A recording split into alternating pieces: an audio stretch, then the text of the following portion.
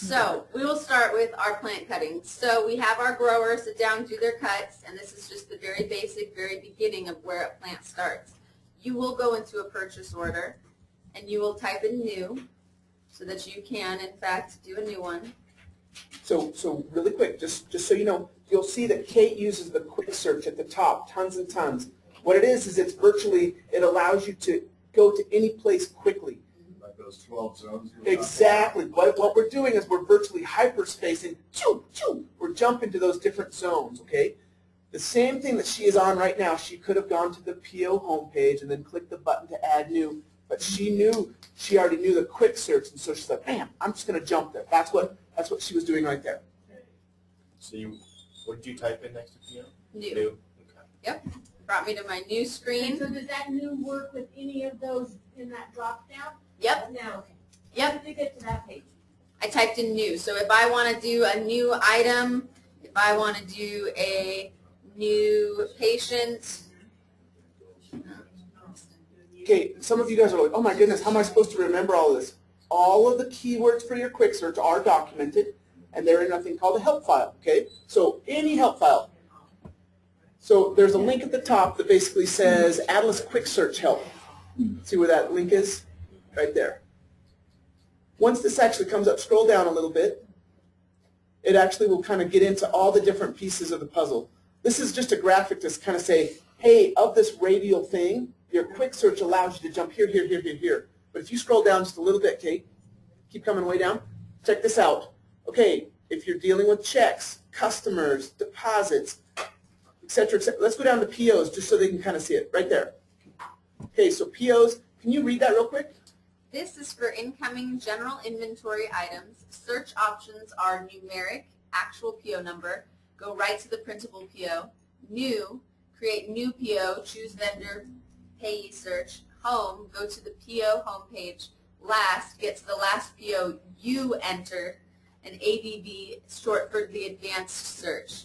All, get all POs in the system, and general alpha search, search any part of the vendor name and get all matching results.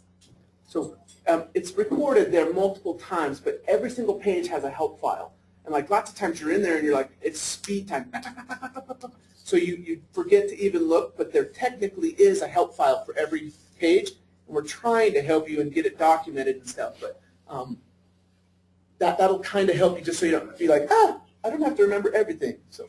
But yeah, help is always at the top. Let's see, so we'll go to PO. We're doing new. So our company name is 7-Eleven. We are all 7-Eleven, just so you guys know why I'm doing that. 7-11. Mm-hmm. Why is that? Just because that's the first vendor I saw on the list, and so that's the one we're going to use. Okay, so we can't create a new vendor. Oh, we can totally do Let's that. create a new vendor. Happily. That way. Yeah, what's our company name, guys? 11-7.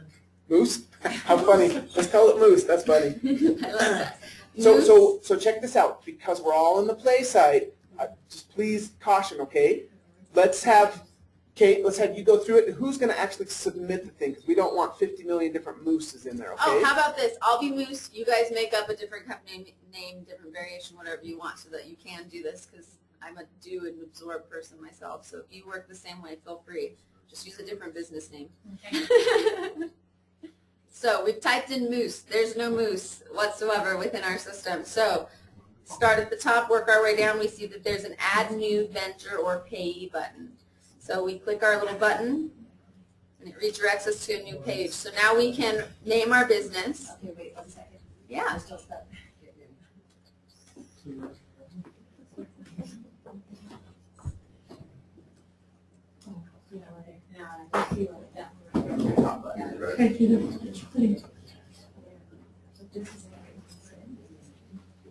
Try again.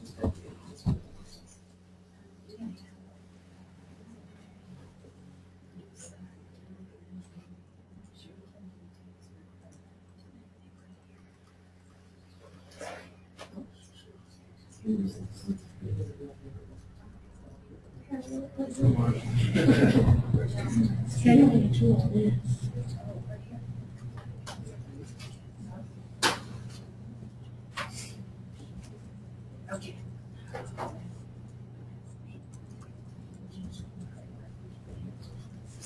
So when we give the business name, there, instead of add that first and last name.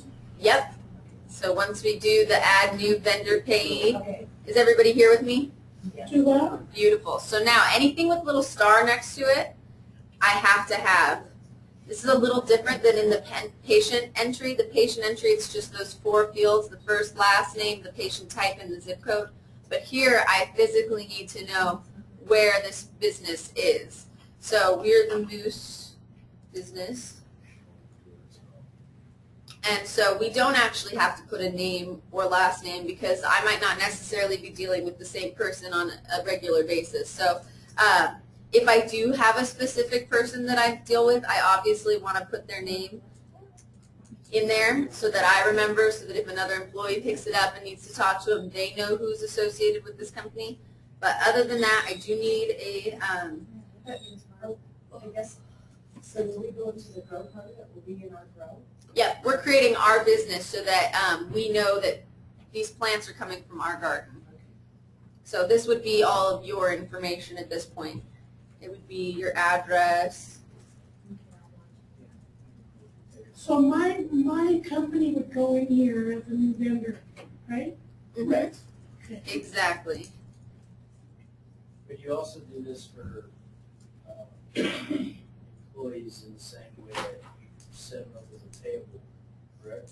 Pretty much, this virtually looks exactly like this. It's just on a different screen. And I will happily show you how to set up the employees in just a second after we run through the grow part of it. So where it says flag that to the 1099? Down when you here. flag it, right there, when you flag that, how does it, just put it in my head how it interacts with the rest of the system, so since it's not asking you to put any kind of, oh, well, the social security number stuff, so never mind. Got it. It does ask for all of them, just in case. If this is like an employee that you're entering, Right. yep, you'd be able to put their information in. So we have all the information that's required with the little stars next to it. We're then going to add our business, and this is our business. So it should already be in there theoretically, but this is how you create a vendor. So remember all those different categories? We basically went, go to the vendor section and add a new individual to that group.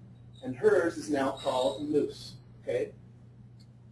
So it automatically, once I create that vendor, takes me to a purchase order, to start a purchase order. Okay. All right.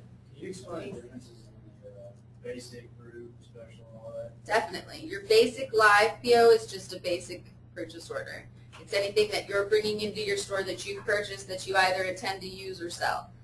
Grow production order is something that you are requesting into your inventory. This is something that you want. So this is going to be what we're going to use for the plants that we're creating initially. A special live PO is a PO that's going to use multiple vendors. It's going to be under one name, but you can now put whatever you want from whoever else. So say there's a distribution company that you're getting all of your M&Ms, all of your peanut butter cookies, and all of your Reese's from. Those are all 3 different things from 3 different companies, but you're now receiving them all from one person, but I can now take them from each of their vendors. So the special request PO is not a specific person that you're working under. It's literally grabbing from all different places to build it that way. An internal build is something that does within your system. So say you have to move some things around. You are converting joints into shake, and I'm sorry if that's not a good example for you, but just converting one item into another. An internal build is basically something that you do within your thing that will not go against your sales or any of that jazz. So let's say I pull 2 grams of Blue Dream that's been zapped, and or scanned, I should say, and I'm going to turn those into joints. I would have already created a category for joints, and I can do the transfer. Totally, and I will show you how to do that. We can come to that later, but that's what a huge part of what I do all damn day. If you guys keep having, let's keep on the same thing, but we're doing great. Keep asking the questions. She can jump any which way she wants. Can I write on this? Yes, absolutely. The question was, what are the different PO types? And technically, there's 6, okay? Your basic live is vendor specific, okay? Just getting some inventory items. Your basic requests, it's kind of like a virtual order in a way. It doesn't really affect inventory yet, but you're able to prep everything. Like you don't have to pay for it yet. It doesn't affect inventory. That's what the basic request is, okay? It's like a quote for inventory. It's like a quote for inventory, okay? As soon as you get into your specials, you have to have a permission to do that. And the specials allow you to mix vendors, okay? So vendor X, but I'm going to pull products from vendor Y, like kind of dealing with the generic pieces, okay? That's a lot of special permissions. The same thing. The special live it's live. You have to pay for it, and it affects inventory. The special request is like a mixed vendor request or a quote for inventory. Your build is literally taking raw product, so doing something with it, and creating something new, okay? That's what a build is, okay? After the physical change of the product on there. Some sort of physical change. You're painting it, you're heating it, you're crushing it, you're smashing it, you're mixing, you're combining, some sort of physical thing. You're going like this. Pulling, creating. And that's kind of... It'd be like taking some screws from this PO, some wood from this PO, and some wood glue from this other PO, and making them into a table. Correct. So would that work with us reselling it to oil? So can we buy the bigger bottle and then we put it in smaller bottles? So that as soon as you modify anything, okay, you technically would do a build. Lots of times you can get good discounts if you buy it in bulk, okay? So you buy it in bulk and you bring it in on a PO. And then you're happy and satisfied. You just paid the people, everything's recorded. Now you're like, I can't use it in that big of a thing. You would do an internal build and you would basically say, go grab this big old giant thing. I'm going to pull bottles. I'm going to pull my oils. I'm going to mix them together or whatever you need to do. And now I'm going to sell these little teeny things. That's miniature manufacturing, and that's internal. So yeah, I was just going to ask you, is that kind of like the WIP working process kind of? Correct. So working process is usually on an invoice type side, okay? Somebody comes in and says, hey, I need a job done, and then you're going to do, okay, cool, well, let me start adding labor and this and this and this. That's on the invoice side. On the PO side, it's a build, okay? Basically an internal build. It's miniature manufacturing.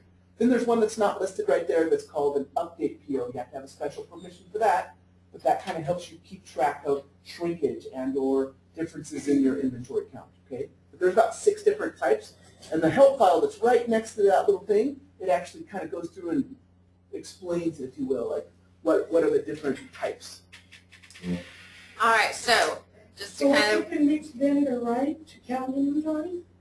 of, right now, no, we're actually going to do a grow production order just because we're physically creating the plants right now so that we can bring them into the store and everything. So you guys are doing retail, okay? So let's follow this particular line right now, and then we'll come right back and do a retail line, okay? But basically what they're doing is they're going to create virtually a plant in a grow, and then they're going to kind of, it's not really going to exist yet, and then as it exists, eventually they're going to flip it to live and make it into real stuff. But eventually, it's just barely starting right now. So this is slightly different than your particular model, but just kind of watch the concepts and follow along. It'll be very similar, okay? So we've created our vendor. We are now in our create a new PO page. And we're going to do a grow production order. And this is easy to remember because you're in your grow. So our location is going to be the grow. If there was a veg, or here, clone. Starts off as a clone. We cut it. It's medical cannabis, soon to be recreational cannabis. PO amount, $0. External reference. This is entirely up to you what you use. I would put in the plant tag that you're going to use with each plant. If you haven't seen them yet, they're a little bit longer than this. They're thinner. They have 2 holes on both sides, but the tag pretty much looks the same. It still has the same MMED badge on the back of it. And what you do is you literally, they have these little plastic sticks. You stick them into all the ones that you're ready to do. And then you can scan them through here. You have not received them yet because this is a grow production or they're babies. You have nothing to do with them. So we've associated the plant tag that they grow, that we've associated with them, that they're going to grow with. Okay, sorry. Okay, so basically the clone doesn't have the RFID tag? Nope. Okay. Not yet. Not until it goes into veg. Why did you get that tag then? because we're just going to assume it's in veg, because you wouldn't actually create it in Adilas until you know that it exists, because it would just be creating things in your system that is just extra. Exactly. So for our demonstration over here, we're dealing with clones, so we're going to just go with a no, okay? Yep. Okay. Perfect. So then, you're going to pick what strain your cuts are. Now there's several ways you can do this. You can do a PO for each plant, or you can do a grouping of each plant. So we're going to actually, I typed in blue, we're going to do Blue Dream, nice and classic. We'll add the new item. So we're requesting, we'll say 6. We have 6 cuts that have rooted. It is Blue Dream. Our category is going to be buds. And our description is going to be cannabis. I don't know why that happened. Okay, let us catch up for. Blue. Okay, so just so you guys know, each one of you guys have a vendor, and each one of you guys are technically creating an item, okay? So if we were doing generics, you're basically kind of like, you're going to be multiplying some of these pieces out there, but it's okay. This is just training. We'd love you to keep touching the system, okay? So how did you get to that page? What did I miss? So I was in my PO. I went to look for Blue Dream. So she did a search.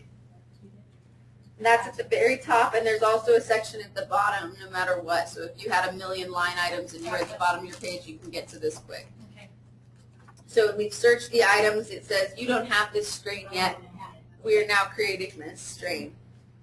So starting at the very top, we are now at the request quantity. So we're requesting 6 cuts, or I can request 1 if I want to have a PO for each cutting. But that's just, especially with mitts, it's not conducive to easy moving and shaking.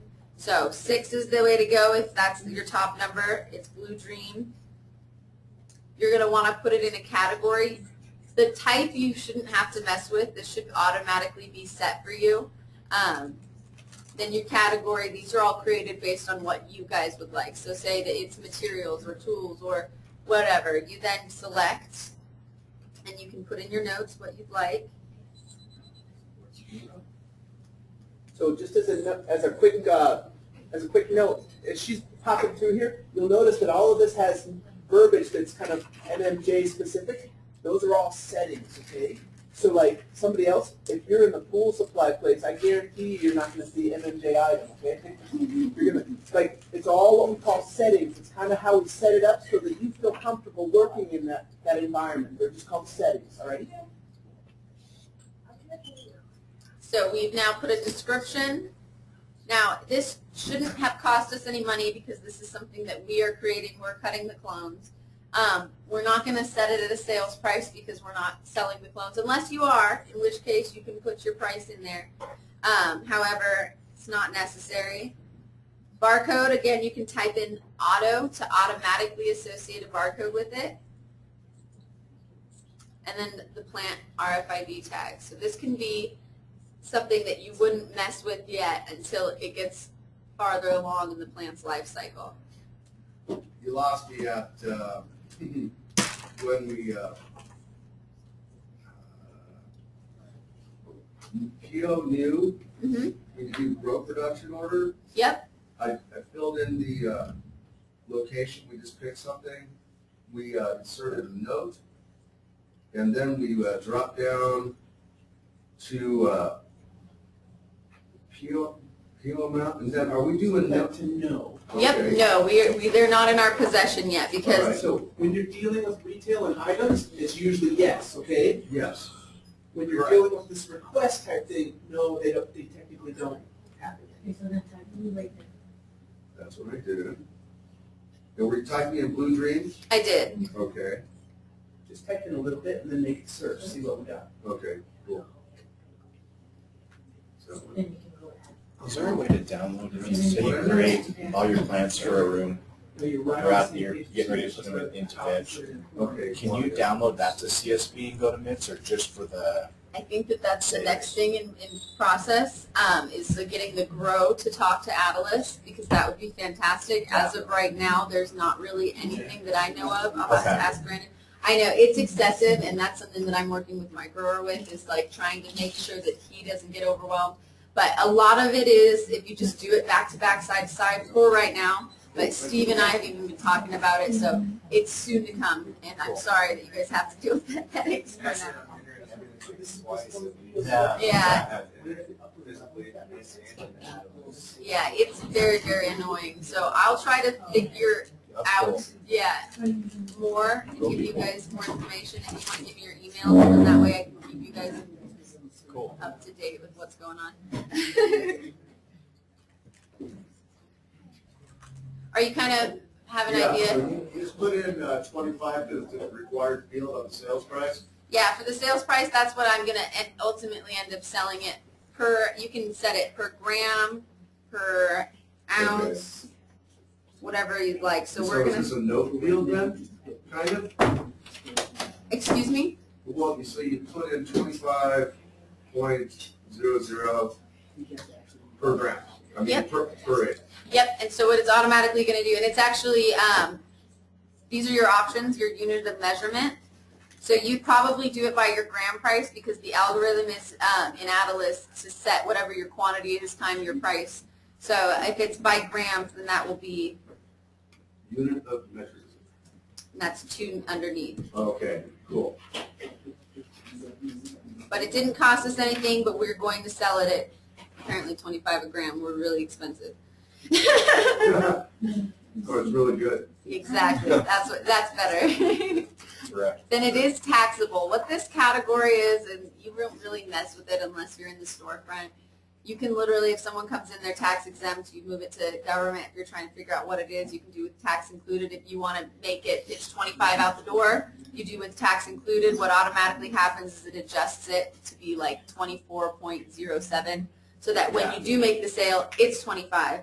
And a lot of places do that just because it's nice and even, and people love that.